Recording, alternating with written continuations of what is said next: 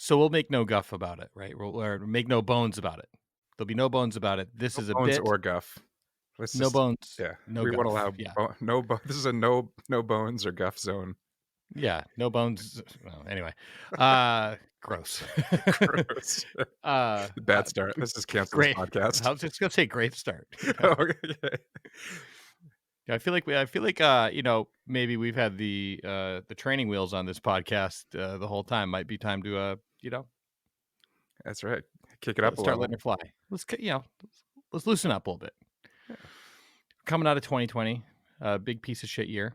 Mhm. And so this is so the bones and guff that you will not be we're not making any of is that we intended today to release a different episode, and we have to wait for good reason.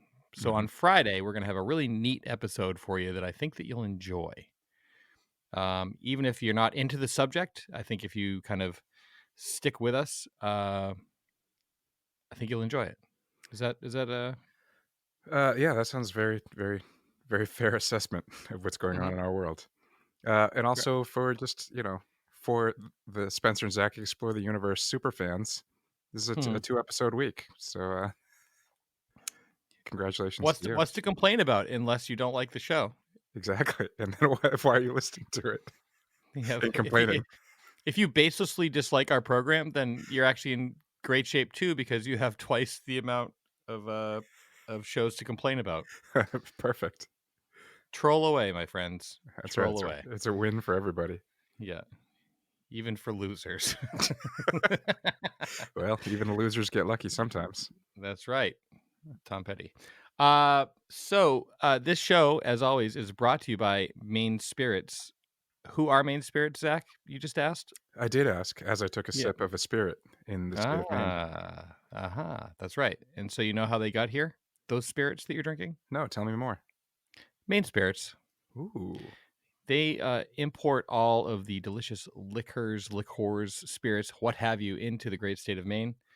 You can find out how to make these delicious cocktails, more about these spirits, and all kinds of fun home style spirit cocktail making business at mainspirits.com. Or you can download their app for your smartphone or visit them on Instagram at main_spirits. And after we're done this little opening spiel, I'll tell you what I made. We'll do it right now. We'll do happy hour right now. Jazz, cue jazz. Jazz. Thank you. I went simple, really simple. A Hendrix Martini. Oh, you're still doing the jazz. Oh, sorry. I was sorry. That's all right. It's good. You're I sticking just, to your guns. I get caught on I go on a jazz roll and I just can't Ye- stop. I get it. Yeah. So just a Hendrix Martini. Straight up, no vermouth. I poured 3 ounces of Hendrix gin into a tumbler full of ice, and I stirred it until it was cold. And I strained it into a martini glass, and that's what I'm drinking. Ooh. Um, You? I went James Beam on the Uh-huh. rocks. I took Uh-huh. ice, put it in a rocks glass, and Mhm. poured Mhm. some James Beam over it. Mhm. Mhm. Uh, that's about it. Now, I think I'm gonna send you. I think if you like James Beam, and I get why you like it, it's a smooth drinker. Yeah, I Uh, mean, e- it's sort of like the Budweiser of bourbons, or the that's very fair. Yeah, that's very fair. But there are also some, you can spend as much as you want on that kind of thing, right? But there are also some other delicious bourbons that you can get into, like Elijah Craig, very Mm, nice. And if it were in a tape store in 1989 and 90, it would have the nice price sticker on it. yeah. You know, Buffalo Trace, Ooh, a yes, I do fine. enjoy Buffalo Oh Trace. yeah, I mean $26.99. I believe it's $26.99. Uh, there are things that as somebody who used to be a bar manager, and that's Mhm. one of the things I know.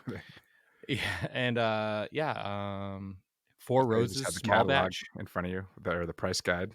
Yeah, I do. I'm cheating. Yeah, these are good. I mean, a bourbon on the rocks. Can't screw it. You know what I had the other day? I treated myself. I've been kind of like adjusting my tact on my daily, you know, drinking or whatever, which I think is good to do. Hey, you know what? Like, let's just put it on the table. It's COVID times.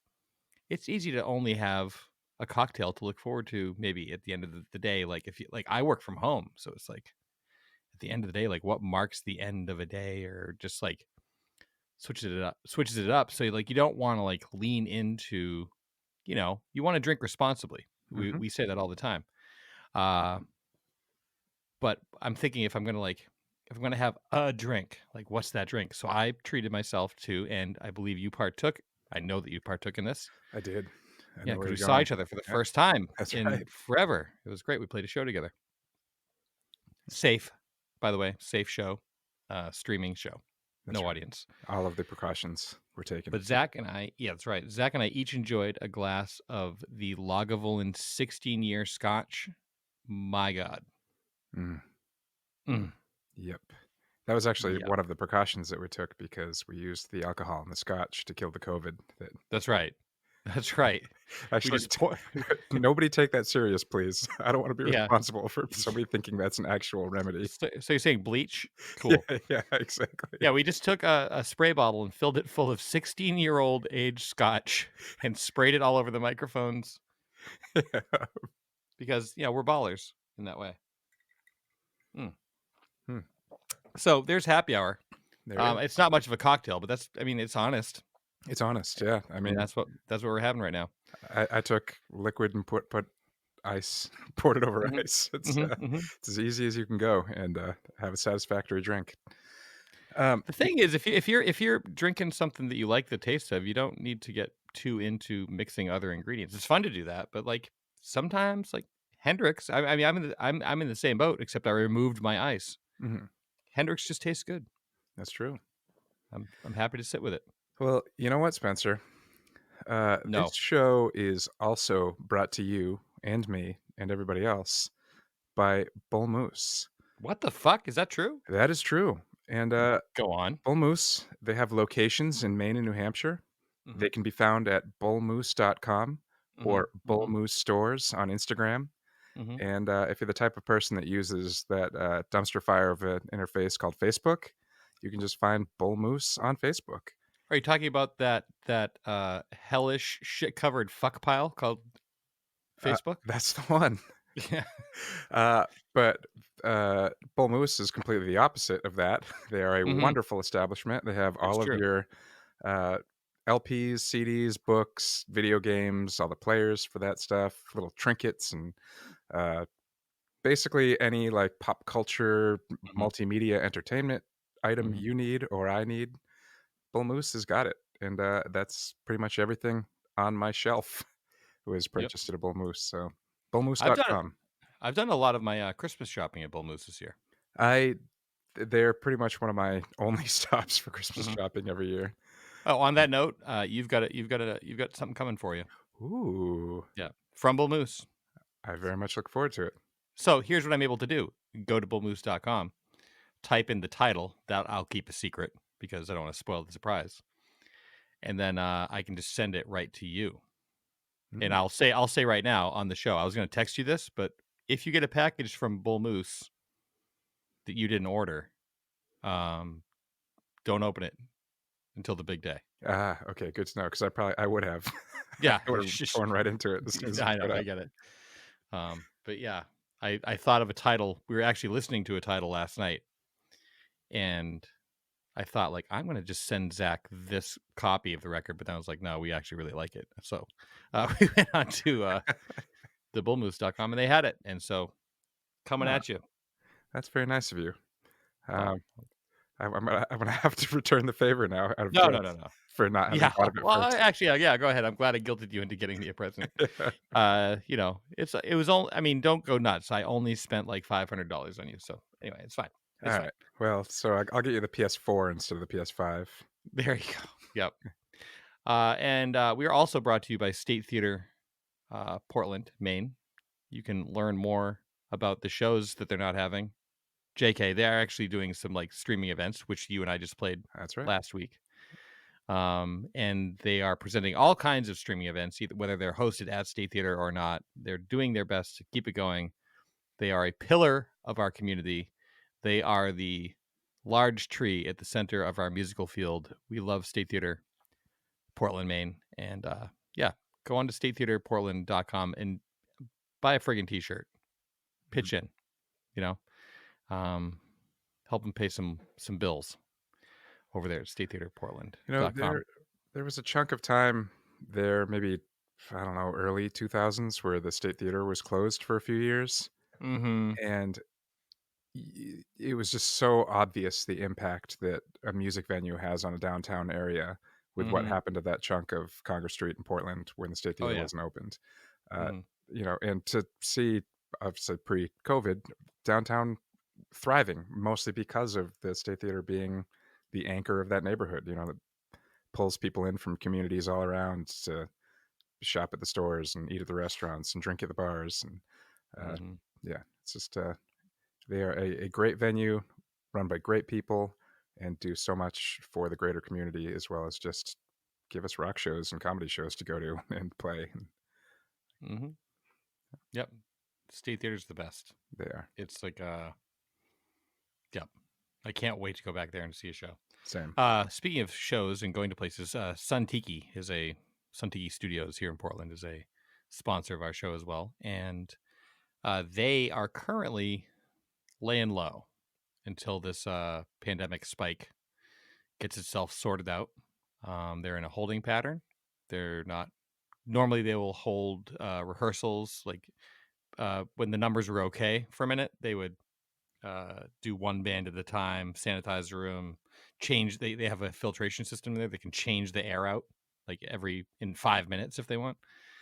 Uh, but now I think Ian is just like, I don't want to be part of the problem, so he's just laying low. But like, I'm gonna say Sun Tiki Studios because I want to keep them on your mind because it's a State Theater is a big, beautiful place, Mhm. and uh, Sun Tiki is a little beautiful place That's that right. like the Efodian and Blue and a number of other small venues in town also contribute to the ecosystem that is the Portland, Maine live music situation, which is where I normally would be working, but now I work Mhm. in my home studio.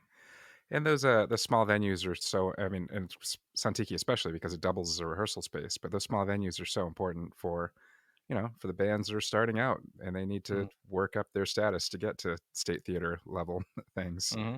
Um, Hmm. yeah, and they contribute to their neighborhoods as much as state theater contributes to the neighborhoods around or the neighborhood around it. Sorry. Totally. So music venues, music, support Music. them. Yeah. So aside from obviously like I miss seeing live music, I miss playing live music. I miss everything that's like when we played that show on Friday, even though it's a very truncated version of what we normally do, I was like, oh man, I just miss this. I miss like the dumb jokes during load in and setup and the razzing and just all the good spirited cajoling that goes on surrounding a show. But aside from that, Zach, Mhm. my question to you is this: if you're ready, I'm ready. what do you miss doing most aside from like playing? Like let's put music aside because that's what we do. A little Mhm. too close to home there. What do you miss most about uh or during this pandemic?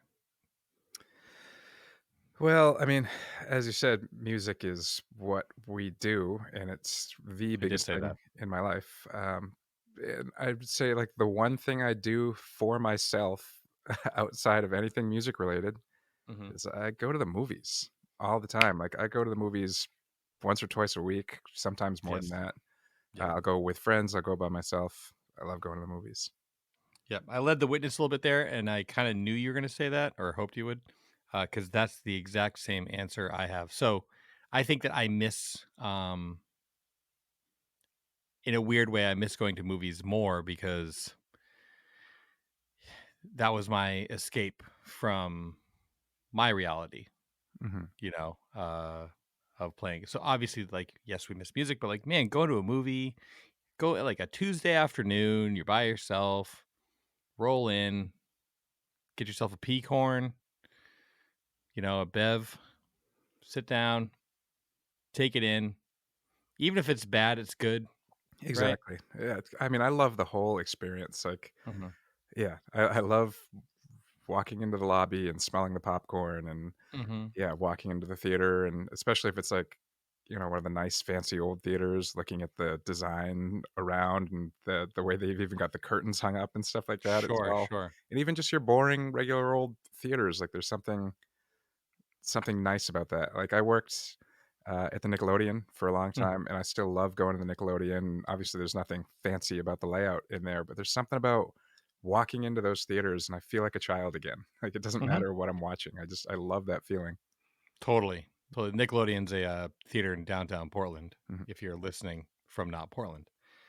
Uh, I miss that too. I miss the basic theaters. I miss the new big box theaters. I miss the old school theaters.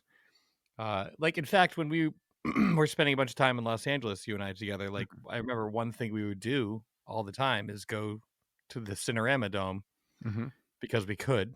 Yeah.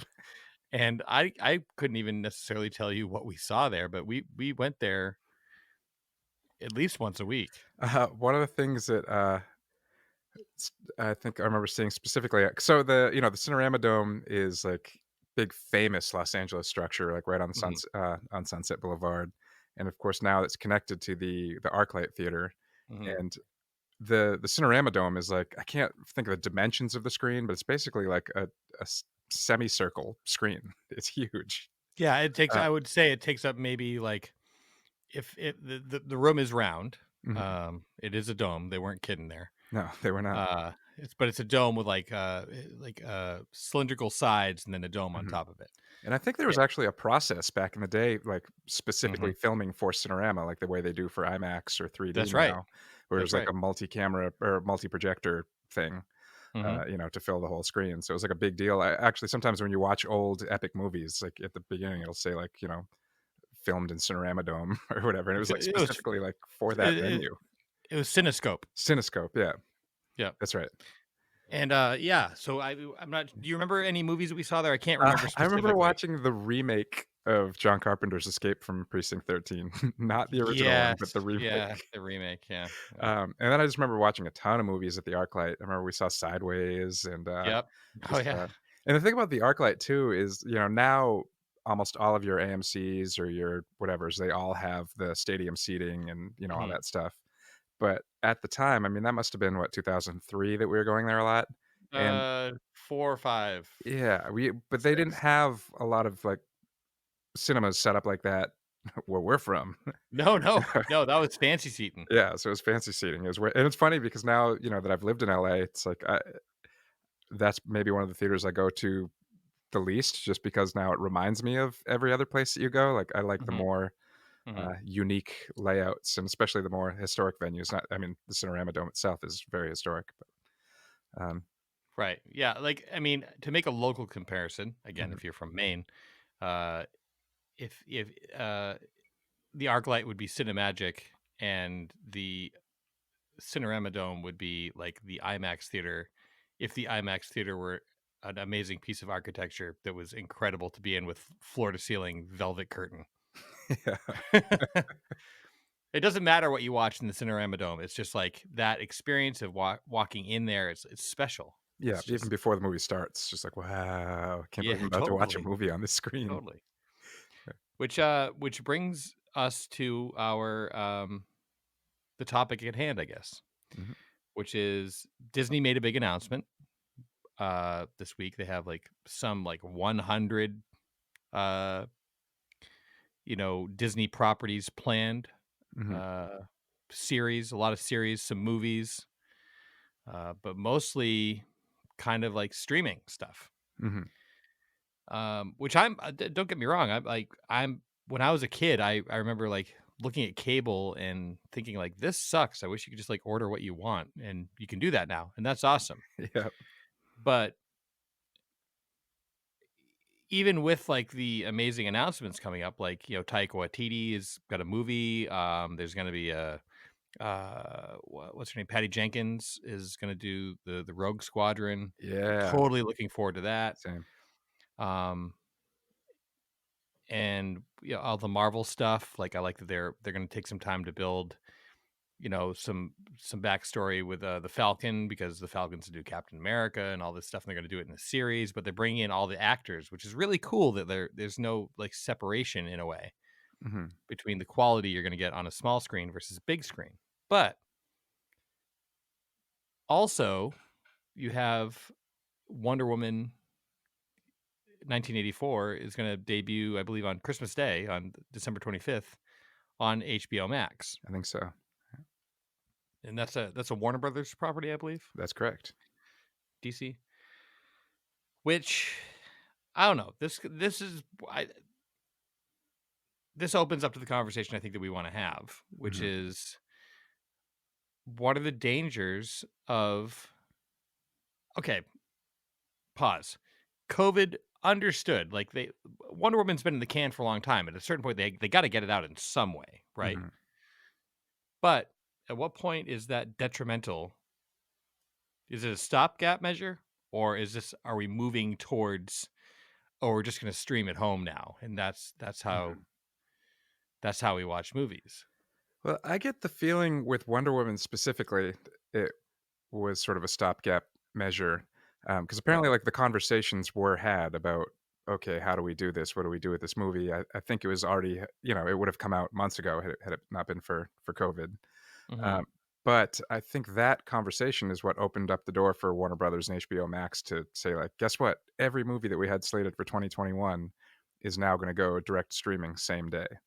Um, and yeah, and that seems like there has been a lot less consideration as to how Hmm. that affects the greater industry and what that means for all of the people that have worked on it and all of the people that are hoping to have careers in the movies and Hmm. what that means for us as consumers, how we're gonna take in our movies. Is it just we just watch it at home now? Is that it? Right. You sent me an article, Mhm, or two rather, mhm. um, in regards to Christopher Nolan and his thoughts on this. Do you want to talk about that a bit? Yeah, so, yeah, Christopher Nolan has definitely been the most outspoken about this, I mean, that I've noticed. Obviously, I haven't been 100% following every every new development on this, um, Hmm. but he has been very outspoken about it being a bad idea, and apparently has been very loyal to Warner Brothers, like, I think he signed with them in, like, 2002 or something like that, and his just all his Hmm. projects have been uh, through them. And basically, he tweeted something, I think, after that announcement was made, where he's like, "I went to bed one night thinking I was partnered with the greatest movie studio, and and woke up partnered with the worst streaming service." Which Hmm. he didn't go into detail why he thinks HBO Max is the worst streaming service, other than maybe the fact that they made this deal with Warner Brothers. Right. But essentially, he's like, when obviously there has been some amount of money exchanged between companies to like have this arrangement made, but it Hmm. also cuts all of the everything in the middle gets cut out. No more movie theaters, like which Hmm. obviously, employ people and all that stuff. No more the way it affects the actors and the way that it affects every aspect in between. If the box office receipts aren't there anymore, and we're Hmm. basically just looking at how did the movie perform on a streaming service. Hmm. um, and he in particular pointed out the actor in the movie that plays the waiter and has two lines. They count on those residuals, uh, you know, because that's how they make their money is taking these small roles. Explain the residuals. Like I mean, I wish I was smart enough to go into detail, like, more than I relate it to, like, the way we make royalties uh, exactly. off Yeah. Yeah. music, yeah. So So, like, I mean, just for someone who doesn't know, like, if you if your song gets played on the radio, you get we'll say a nickel, and BMI, or the PROs, the performance rights organizations, collect that on your behalf. If your song's in a movie, you get residual every time it streams, not streams, but like would play on TV, or every time it plays, like you get like a little bit of money each time, like not a windfall, but like it's a kind of a cumulative amount of money that kind of keeps coming in. And I don't mean to derail you, Zach. oh, I no, just keep going. You're doing a great wanted to job. make that. Thanks. I want to make that like understandable for someone who doesn't kind of know that. Like, that's one of the few ways that we can make money as musicians. Now, Mhm. shit, man, I didn't even think about how this affects us. Well, that's the thing because, the I mean, again, I wish I had lawyerly knowledge to go deeper on this, but, they haven't it seems they haven't fully figured out how like, I have songs are placed in stuff that stream on Netflix and Hulu and Same. stuff, and when I get my statements back, I cannot make heads or tails out of how they have calculated what I earned from that, which is usually very little, you know? That's right. That's right. Um, and it's significantly less than if that same movie had played on cable television or something. Hmm. And I think and it's sort of the same deal with, when you get your Spotify streams back, it's significantly less than if it plays on the radio.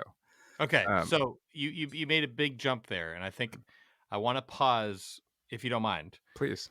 and kind of like talk about like so if these movies only stream and they don't go into the theater, and then the movie theaters don't get their moment with it, right? And all of the employees and all just the entire mechanism that is a movie theater, the projectionists, the people who sell you popcorn, all of it. That doesn't happen. And then it doesn't go to DVD. And so all the people who make DVDs and Blu-rays and all that stuff, right? They're out. And all the stores that sell that, they miss out on that income. It just goes right to streaming. You might be like, "Oh, that's super efficient." And that's fine if you want to streamline it and become more efficient. But the problem is, which is something that we can relate to, which I just wanted to take this little pause because I felt like we were kind of getting into the meat and potatoes of this Mhm. conversation. We just went through this with the music industry.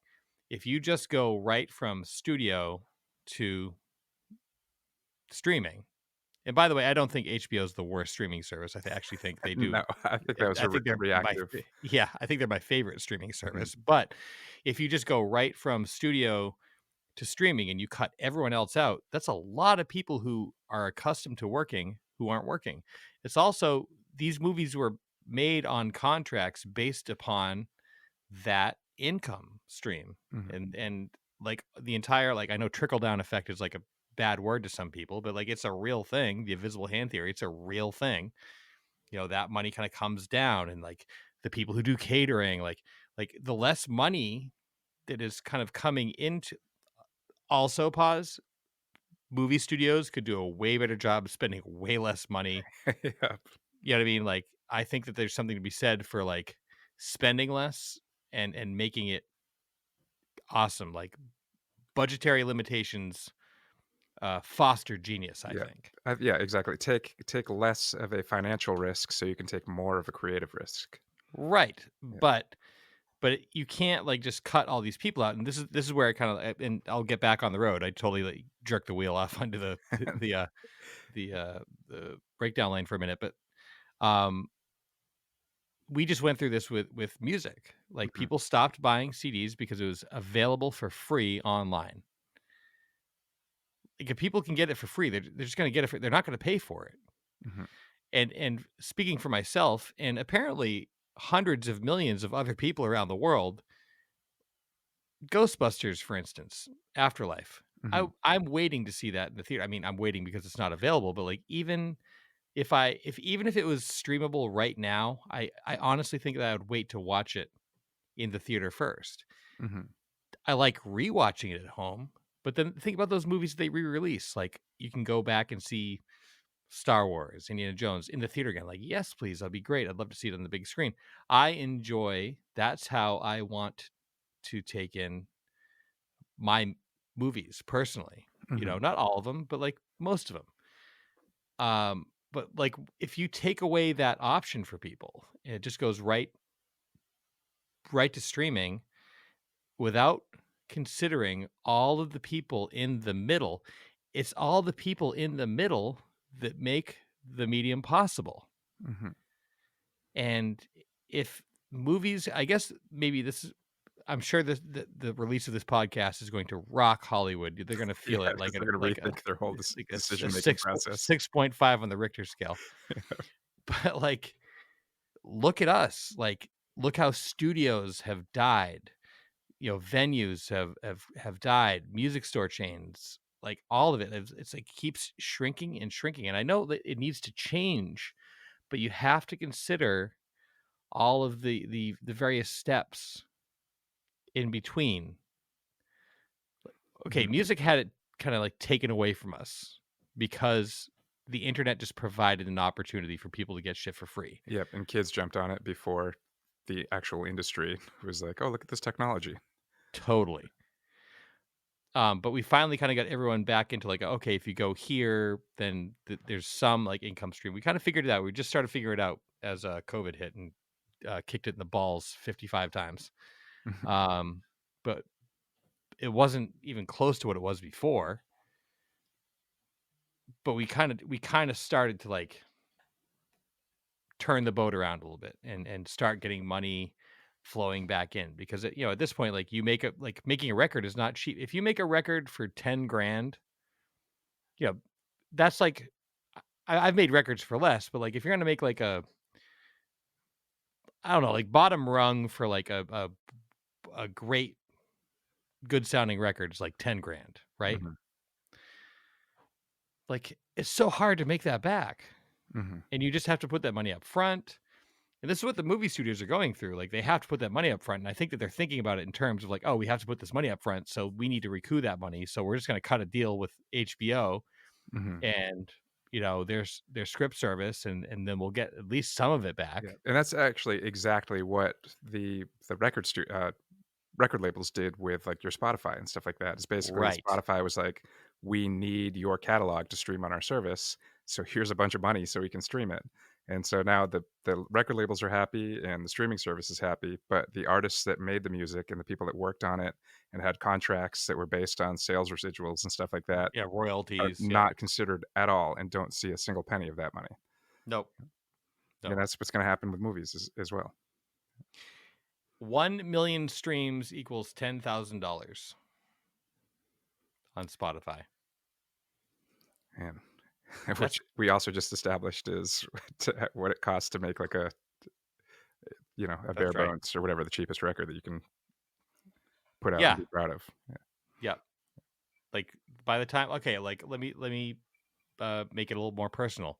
I just made a record, as we know. Uh, if you listen to the last episode, you know that. Uh, made it here at home, but I still had to spend here and there. I had to buy equipment. There were costs. I made it at home. There were costs, and by the time I get it duplicated, like I'm many thousands of dollars into it by the time it's out, Mhm. and now I have to recoup that money. And I can't play shows and all that stuff. That's COVID. That's more COVID related than anything. Yeah. But like, I don't know, all the people like I would normally go to a studio to record stuff, and sometimes, like, you save up your money and you do that, and it's worth it every time. Like, don't get me wrong. Like when I go into the studio and record with John Wyman, what have you. But Mhm. specifically, John like does a great job. He charges a fair price. He rocks it. But it's like you got to really like save up your money. you Yeah, for know. sure. I mean, I think about I put out my first solo record in 2010, and I remember just through CD sales and whatever download sales and stuff like that, I recouped that pretty quickly. Like, Hmm. enough for me to be like, "I'm gonna turn around, go right back into the studio, make another one." But that Hmm. was also right when, you know, downloads turned into streams and, Right. physical sales slowed down. Like, the Hmm. downloads in 2010 were all like, almost felt like free money because it was like, "I don't even have to produce the CDs. People just buy it and I get paid. That's great." But by the Yep. next year, it was like people were streaming, and then now I'm getting point 0.6 cents per play or something like that, Yep. and I'm not selling the physical ones anymore, and so all of a sudden, it was like I just reinvested all that money, but it's not, even though the music is getting out there and, as many people presumably are enjoying it, the income stream slowed way down. Oh, way down. But Yeah. I mean, down by 90%. Yeah. In Which is such a short ridiculous. Like, amount of what time. like, can you imagine if people I mentioned this to a restaurant owner friend of mine, and he was like, "Oh, maybe it's like," it's like, "Oh, like, people aren't buying the shit," that kinda thing. He's like, "Oh, maybe it's time to get a real job." I was like, okay. Well, we'll just count the days until people can download sandwiches, bud, Yeah, you know? exactly. Oh, maybe it's time for you to get a real job. Like, people can 3D print, their delicious food at home. It was a callous thing that stuck with me. It really irritated me, and I'm sure they're sorry about saying it, but, like, I think about it sometimes. Yeah. So, like, what is going to happen with the film industry? We can talk about that in a second after the Bull Moose Minute. Welcome to the Bull Moose Minute. Last week, uh, there you go. Last week, Zach was kind enough to interview me about my record, and I would like to return the favor and say that Zach has a new album coming out on December 18th. Turns out the same day as McCartney 3, foreshadowing. Uh, Although which I is didn't know a that when I announced my date. I thought it was gonna no, be, no, no. Yeah. thought McCartney was gonna be the week before, and I'd get the next week all to myself. Yeah, I was like, check out the brass balls on this guy. Unbelievable. No, Zach's new album is called Be Nice, and it is a collection of previously released singles, which have come out over the course of the past like year-ish, as well as a handful of brand new unreleased material. You can buy it on CD, pre-order it on CD, and pre-order it on vinyl. CD will be available on December 18th. The vinyl will take a little bit longer because vinyl takes a little bit longer, and hashtag COVID.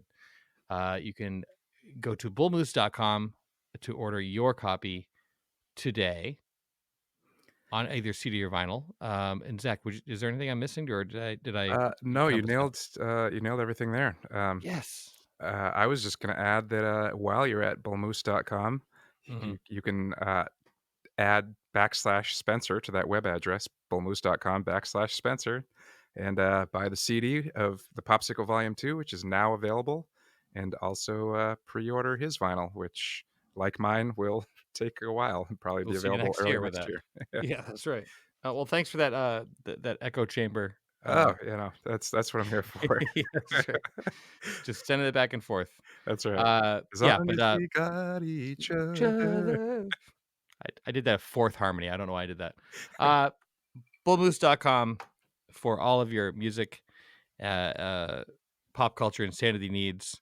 You can order online, as we said, at bullmoose.com. You can actually go to the stores, safe distance, or you can order for curbside pickup. So, however you want it, in whatever way you want to get it, Bull Moose is there for you. Zach Jones, Be Nice, December 28th. Spencer, December 28th, December 18th. December 28th. Although it will be available on the 28th as well. Did I say the 28th? Well, you did this time, Mindlessly. the 18th. December 18th. Sorry. But I if don't, you wait till the 28th, presumably you will still be able to get a copy unless I really rock it and sell out, and who knows? that's right. I mean, I hope so. This is 2020 is the year of happy miracles. That's right. And also, Spencer, I'll be the Popsicle Volume 2, available now in Yeah. pre-order on vinyl. All right, and we're back. Alright. Nice So nice break for the Bull Moose Minute. sick break. Yeah. So here's the danger as I see it. If Christopher Nolan is correct, and I would tend to believe that he is, Same. and as you pointed out, our good buddy Steve Spielberg Mhm.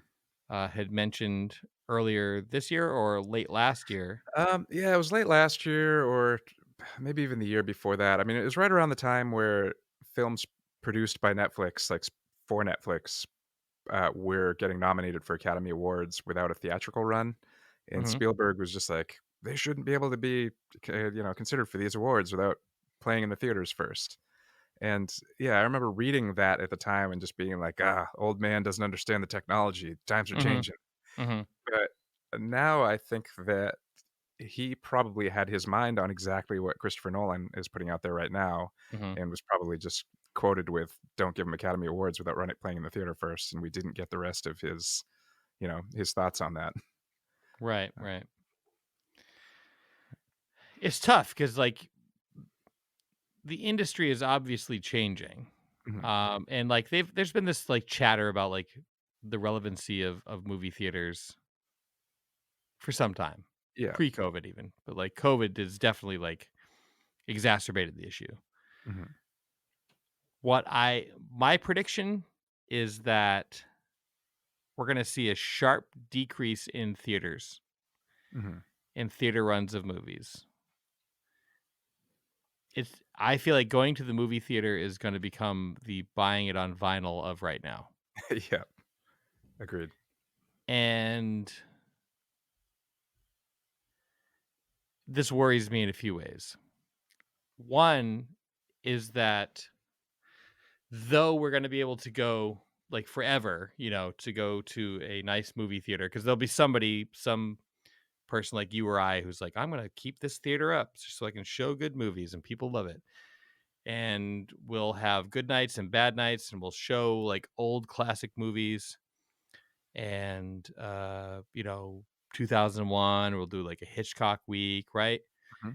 With a mixed bag of attendance, and we'll try to make ends meet, but we'll do it because we love it. And then the new movies that come out, that run in theaters, that can afford to be run in a theater, the quality is going to go down and down and down. And what I fear is at a certain point, new movies will be the visual equivalent of the SoundCloud rapper or DJ that sucks a lot. But I feel like that has already started to happen in a way, because like the mid-level movies that you used to see, you know, Mhm, when it wasn't Christmas or summertime, mhm, which a lot of times were the more intellectual movies or the more emotional movies, like those barely get theatrical runs anymore. mhm, It's basically like your Disney, your Marvel, your Star Wars, and your whatever else has big explosions and a huge movie star in it. Um, so most of like those smaller movies have already gone to streaming anyway. Um, but yeah, feel like the theatrical run movies are just going to get bigger and dumber and fewer and far in between. Uh, mhm. Like, but I all think like yeah, like, only, like, well, yeah, it could. I don't know. I don't have, like, we're not the Joe Rogan podcast. We're like, "Opinion." yeah. Uh, but, like, it's to be contemplated. Like, there are going to be good and bad things that come out of this, Mhm. in that, if you wanna make a movie, I'm sure that, like, shipping a movie around to 2,400 theaters nationwide is very expensive. Well, that is also a thing that doesn't exist anymore. Right, because it's all Um, digital 'Cause it's delivery. all digital. That's the yeah, like, I worked as a projectionist up until 2013 when pretty much all first run theaters went digital, Mhm, and then I lost my job to a computer, basically, mhm, but, mhm, at that point, they were still shipping around, hard drives that mhm, had the movie on it, and then you basically just upload the movie into your system, program it for when you want it to play, and, what screen you want it to start on and what time and mhm. stuff like that. At this point, I'm not sure if they're even doing that anymore. There might just be like a database they log into, and you know, it might They even just stream it? stream from the No internet. Yeah, shit. yeah. Unbelievable. I'm not sure it's been, as I said, it's been since 2013, since the last time I was in a projection booth, and I only worked with the digital projectors for a month. It was basically like I think in December they replaced all of the projectors with digital projectors and kept Mhm, us on just to make sure the computers were starting the movies on time and doing all that stuff. And so mhm, for a month, I was just walking around and being like, "Yep, computer did it. Yep, computer did it. Yep, mhm, computer did it." And now I'm out of a job. mhm, mhm.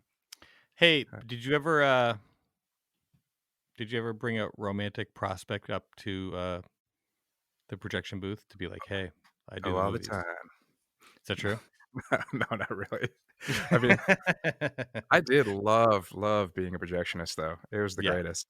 yeah. Um, I didn't have I mean, I had a boss, but I didn't really have a boss. Like, as Mhm, long as the film started on time and customers were happy with how everything looked and sounded, mhm, and also, like, it was sort of like playing vinyl, as far as your involvement has an effect on the quality of the playback.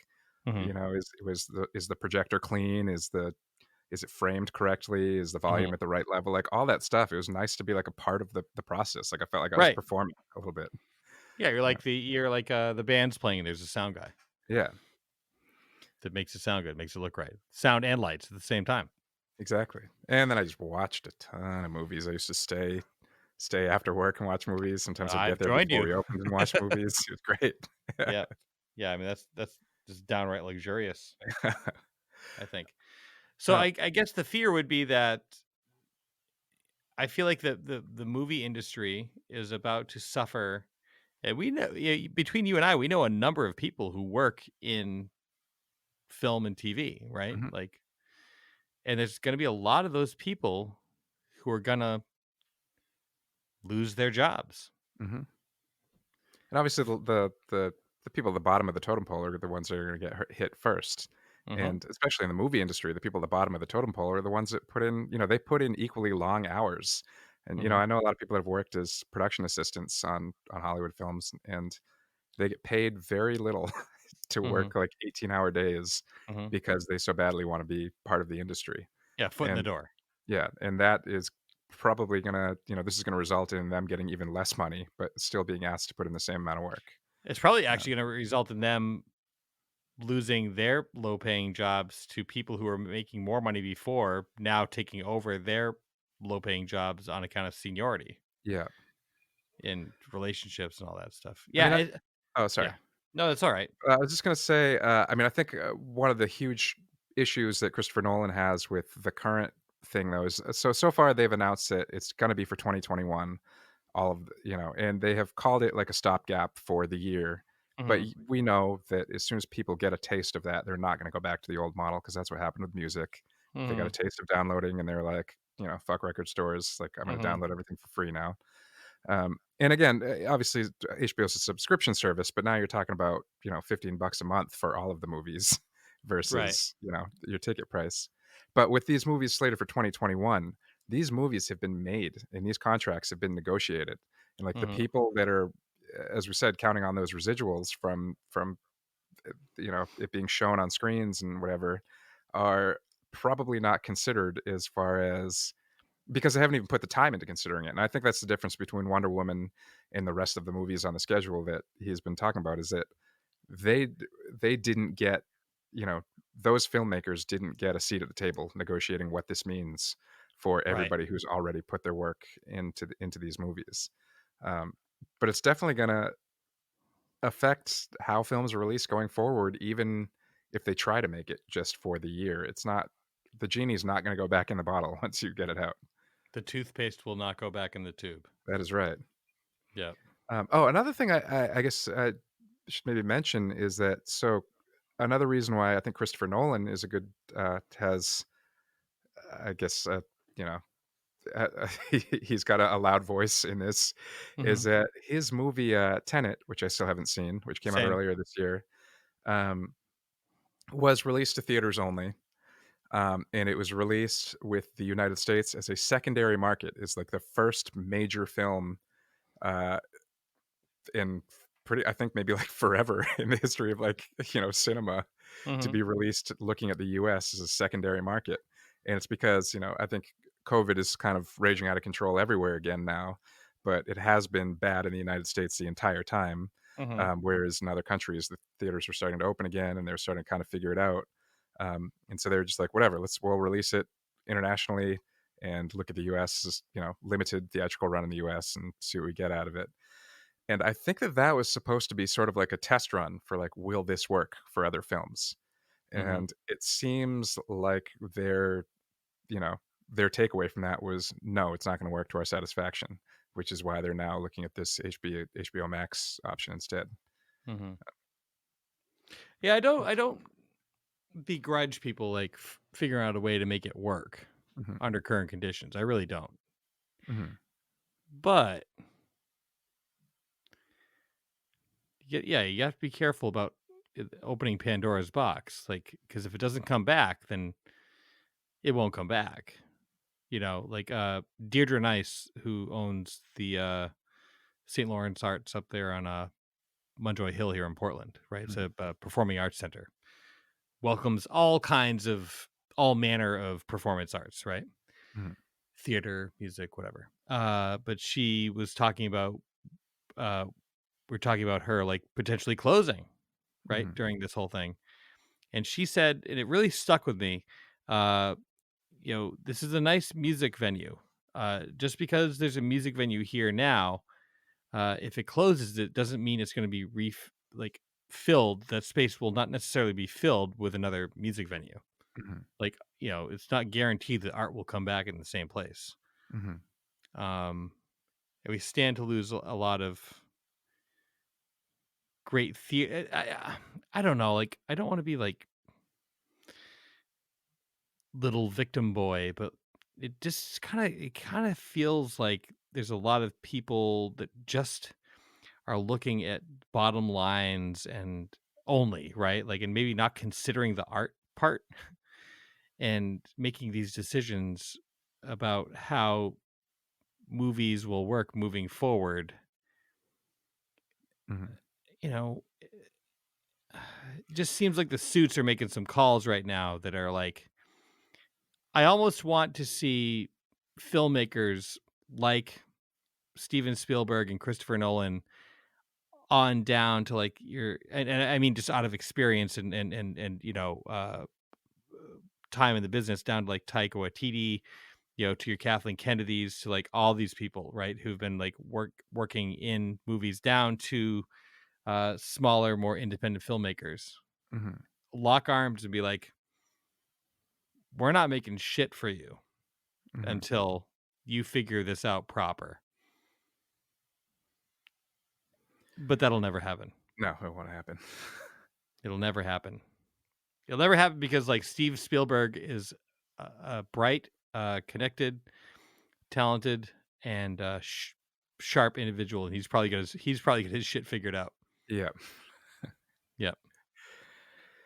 Yeah, it's, I don't know. And again, like, not to make it like, "Oh, woe is me," like, I Hmm. obviously, I love going to the movie theater, and Hmm. if that's a thing I'm not gonna be able to do as much or but, beyond that, like, we as musicians who contribute music that gets used in films, are already kind of treated bottom tier on that, Oh yeah. uh, and yeah, that's just Yep. gonna That's go just down one even more more. Yeah, income stream we don't have. yeah. And you know what? You know what, folks? Uh, Go ahead and value your art.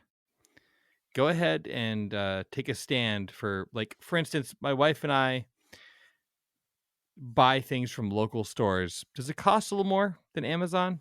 Yeah, maybe.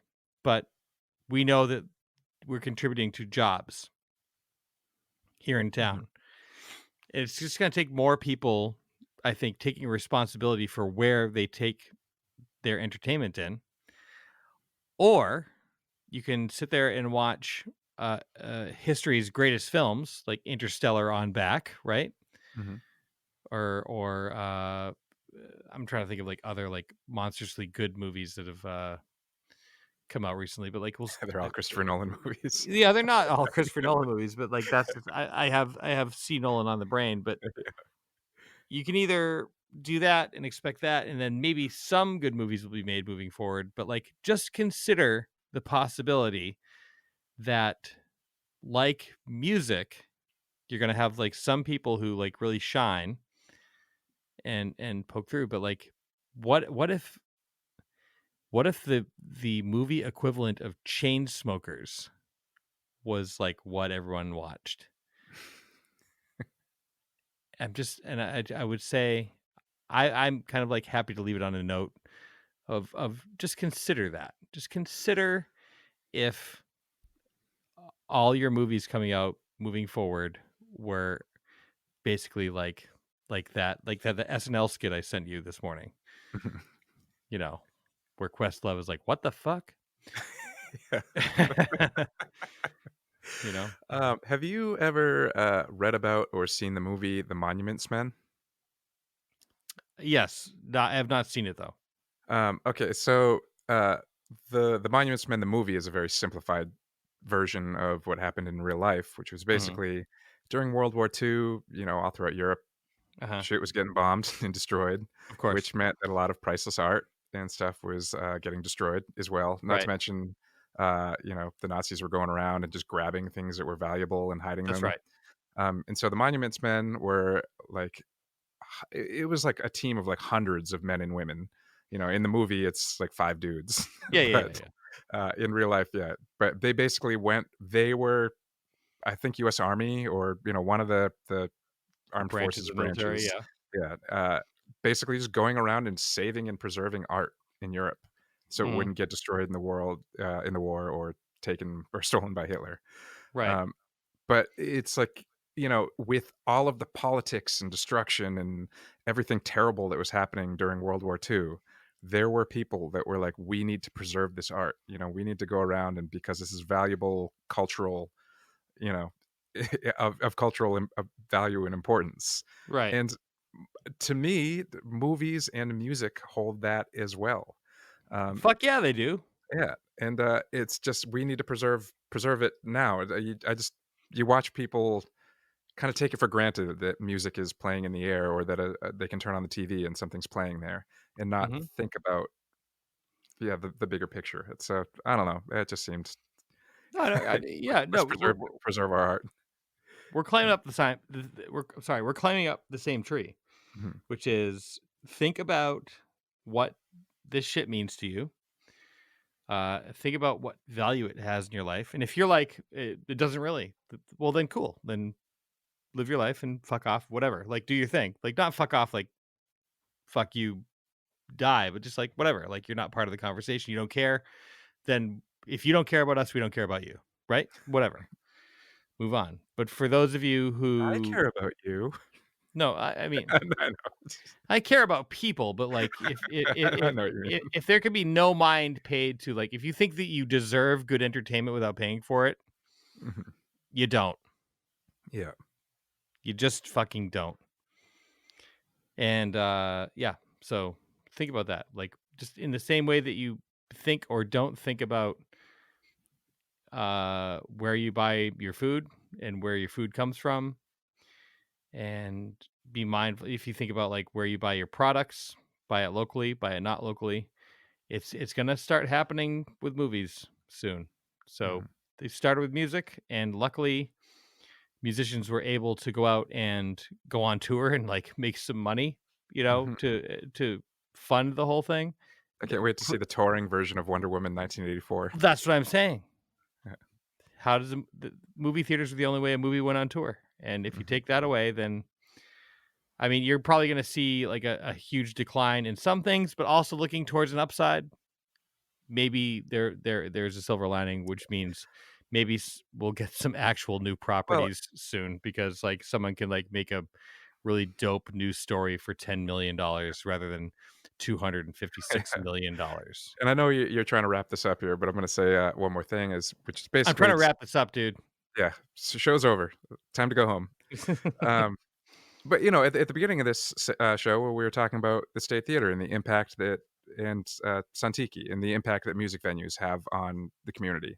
Yes. Movie theaters have that too. Like, when you go out to a movie, you're most likely gonna get something to eat before or after, get a drink at a bar, Most whatever. certainly. Yeah, it's they impact not only all of the people that worked on the film and the people that work at the movie theater and all that, but yeah, the surrounding area benefits from people coming out to enjoy art, whether it's movies or music. So Mhm. let's not take that away because now you're yeah. Yeah, do you want like a robust downtown life, exciting, like even like small town like Damariscotta like has that awesome movie theater downtown. Do you want that or do you want Ready Player One? That's your call, people. Can we end it now? Yeah, yes, we can. Fair enough. I don't have a third attempt at eloquence.